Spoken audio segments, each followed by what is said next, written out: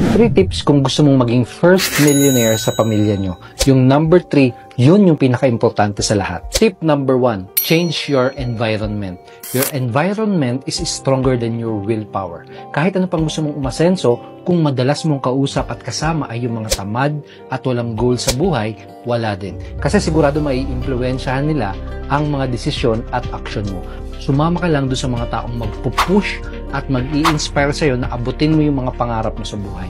Huwag doon sa mga taong pipigilan ka at hihilahin ka pa pababa. Tip number 2, change your habits. Paggising mo sa umaga, ano yung mga unang ginagawa mo? Gumagawa ka ba agad ng mga aksyon para abutin yung mga pangarap mo? Hataw ka ba kagad para sa mga goals mo? Or scroll ka lang ng scroll sa mga social media? Pilitin mo ang sarili mo na gumawa ng mga bagay na productive. Schedule mo yung mga kailangan mong gawin. Huwag mong hayaan na lalagpas ang isang araw na wala kang nagawa para sa mga pangarap mo. And eventually, yun yung magiging habit mo. Tandaan mo, kung ano ang araw-araw na ginagawa mo, yun ang magde-decide ng future mo. Tip number 3, change your mindset and beliefs. Lahat ng gusto mo, kailangan mauna yun mangyari dito sa isipan mo. Remove any limiting mindset and beliefs.